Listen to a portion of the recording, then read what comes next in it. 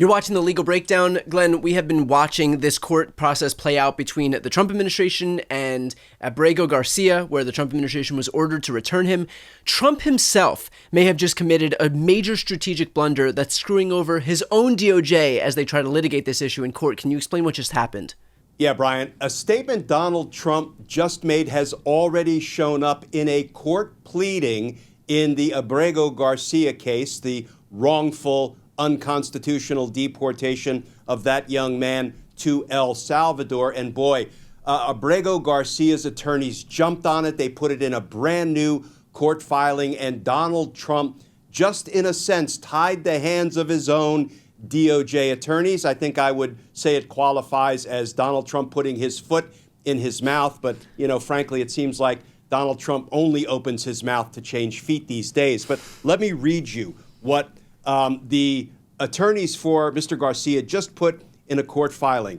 They said yesterday, President Trump confirmed that the United States has the power to facilitate Abrego Garcia's release from prison and return him to the United States. And they quote Donald Trump, "If the Supreme Court said bring somebody back, I would do that. I respect the Supreme Court." And then the attorneys go on to note, of course, that is precisely what the Supreme Court did when it ruled that this court's injunction properly requires the government to facilitate Garcia's release from custody in El Salvador and to ensure that his case is handled as it would have been had he not been improperly sent to El Salvador. Brian, the DOJ attorneys are going to be hard-pressed to walk into court and say, we're not inclined to bring him back, or we can't bring him back because the President of the United States said they can bring him back and they will bring him back if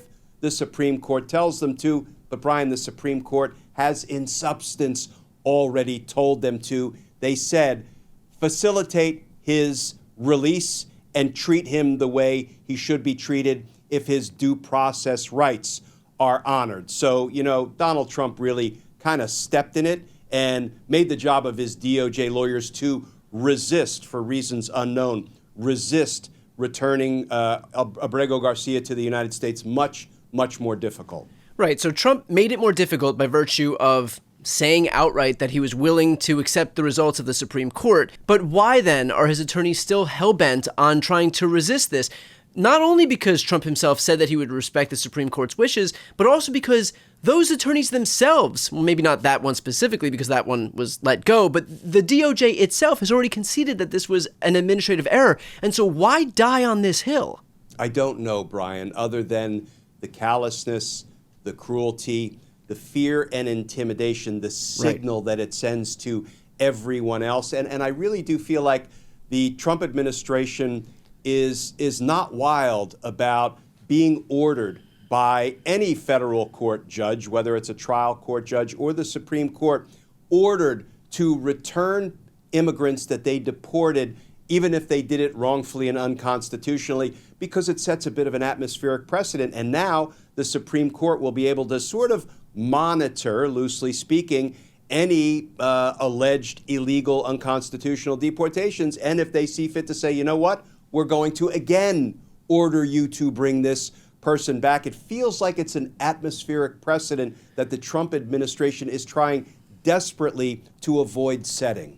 Right. That makes sense. Another precedent that I think is worth discussing here is Trump's claim that he's going to respect what the Supreme Court says, because inherent within that claim is this idea that unless it's the Supreme Court, then, that he feels no obligation to follow a court's orders. Can you speak on that? What is your reaction to hearing that Donald Trump feels like he only has to follow the court orders of one court, a court that just so happens to be 6-3 in Republicans' favor?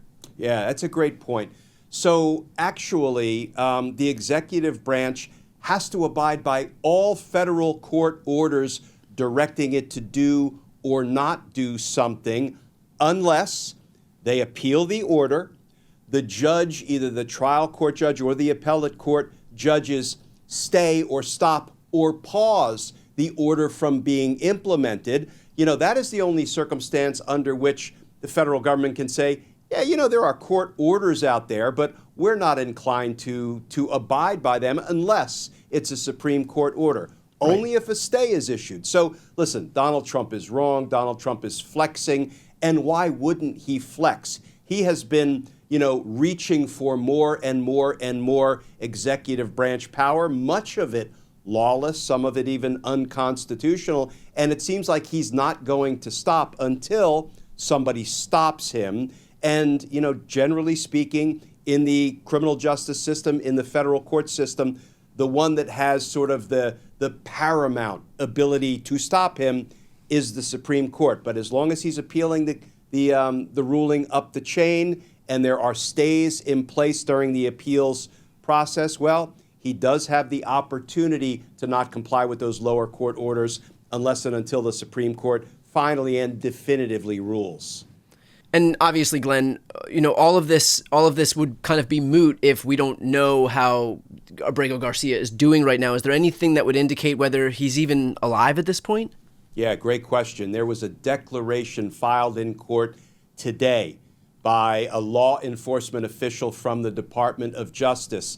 Now, before I tell you what it said, Brian, I don't want to tease our audience, but we have to remember that the trial court judge in Maryland, ordered the Department of Justice, ordered the Trump administration to provide a declaration on three things: where Abrego Garcia is, what steps the Trump administration has taken to, quote, facilitate his return, which is what the Supreme Court ordered, and three, what additional steps will be taken. Well, the Department of Justice completely failed to abide by the court order to provide that declaration with those three asks of the judge. And for that, here is what the judge said in a brand new order that was issued within the past 24 hours. This is Judge Shines from the Maryland Federal Court. Defendants have failed to comply with this court's order directing that you provide information about his current physical location and custodial status. 2, what steps, if any, have you taken to facilitate his immediate return to the United States? And 3, what additional steps will you take to facilitate his return? And basically, the Department of Justice blew it off. So the judge has now found that they violated that order. We'll talk about where that may head in a minute.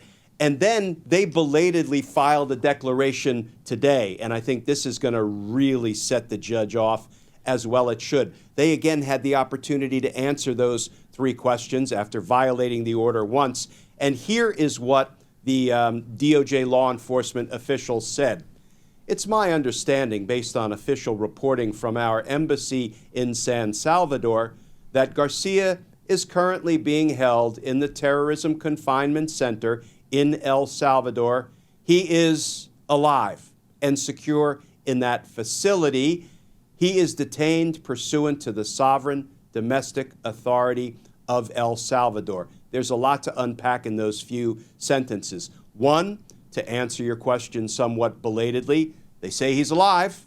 They say he's secure in the facility, but they neglect to answer all of the other questions the judge ordered them to answer. Now they're just repeatedly thumbing their nose at the authority of the federal district court judge. But then they tag on this kind of ominous sentence at the end. Well, he's detained pursuant to the sovereign domestic authority of El Salvador. That's what I wanted to dig into, because doesn't them saying that kind of suggest that, this is out of our hands, this is the sovereign territory, this is the sovereign jurisdiction of El Salvador, and what could we possibly do? He's not ours anymore, he belongs to them? That's exactly the message they were trying to send with that sentence that was not responsive to the judge's questions. It was gratuitous. And, I'm going to call it provocative, and I'm also going to call it inconsistent with what the president just said. Think about it. The president said, if the Supreme Court tells us to bring him back, we will bring him back. Inferentially, we can bring him back. And then you have this law enforcement official declaration saying, well, he is being held by a sovereign country. Read between the lines. How could we possibly bring him back? Well, here's the thing. We sent him there unlawfully and unconstitutionally. We are paying to keep him there, and it is laughable and frankly insulting that they suggest we can't possibly get one of these prisoners back because, they're now in another country. So what does that conjure up? I guess the United States government, Donald Trump's Department of Justice, can basically grab up anybody they want off the street with no legal authority to do so, send them to foreign countries, and thereafter they can simply say, hey, they're in foreign countries, nothing we can do about it. That is effing absurd. Right, and that's the part I think that they want to establish, is that so long as they can grab somebody up, hell, they can grab me, they can grab you, and then just send us off to El Salvador, and then once we're gone, they could just lean on this excuse, this precedent that they're trying to establish right now, which is, hey, once he's over there, what could we possibly do? We would love to bring him back, but it's simply not our jurisdiction, and so, no harm, no foul, but it's out of our hands at this point. Yeah, it is un-American, plain and simple. Not only, a gross violation of the due process clause found in the Fifth Amendment to the Constitution, it is inhumane. I mean, it comports with no sort of minimal respect for the rights of our fellow human beings, whether you're an immigrant or not. So I don't think this position will withstand legal scrutiny, particularly when and if this thing makes its way back up to the Supreme Court, which, Brian, it may in the near term, because there's yet another hearing set on for this coming Tuesday, when the judge ordered a couple of things. She said, first of all, you will start answering those questions, and you're going to answer them on a daily basis, and I want you back in court in person on Tuesday. And Garcia's lawyers have already formally asked the judge to set what's called a show cause hearing to force the DOJ officials to show cause why they shouldn't be held in contempt for their past violations of the court order. Right. I mean, at this point, I don't know what we're doing other than just wasting time if the Supreme Court said that they have to facilitate this guy's return, and now we're going back and forth and arguing between a DOJ that is not only arguing something antithetical to what Trump himself said, but arguing something that the Supreme Court already ruled that they have to do. I don't get what the argument is here, and I don't get what the delay is here when they should just be complying with this court order, getting him back. Like, we're not trying to, cure cancer here in the next couple of days. We're just trying to get somebody who we are paying this El Salvadoran prison to house and just put him on a plane back. It doesn't seem like it's that difficult, and yet when the Trump administration doesn't want to do something, clearly it's that difficult. Yeah, it's a tyrannical power grab, plain and simple. And the other thing is, they love their unitary executive theory where the president of the United States is all powerful. I guess he's, omniscient as well. Okay, fine. Well, Donald Trump has already said we can bring him back, and we will bring him back if the Supreme Court tells us to. And guess what? The Supreme Court has, in substance, told you to facilitate his return. So, maybe live by the unitary executive theory. Well, die by the unitary executive theory, figuratively speaking. Right. Well, of course, this is clearly ongoing right now, so we will stay on top of this because it has major implications in the rest of Trump and his administration's immigration policy, major implications in terms of an impending constitutional crisis, in terms of whether the Trump administration is going to listen even to the Supreme Court. So a lot riding on what happens in the next hours or days here. So we will, of course, continue to stay on top of this. For those who are watching, if you want to follow along, please make sure to subscribe. We'll put the links to both of our channels right here on the screen. I'm Brian Tyler Cohen. And I'm Glenn Kirshner. You're watching The Legal Breakdown.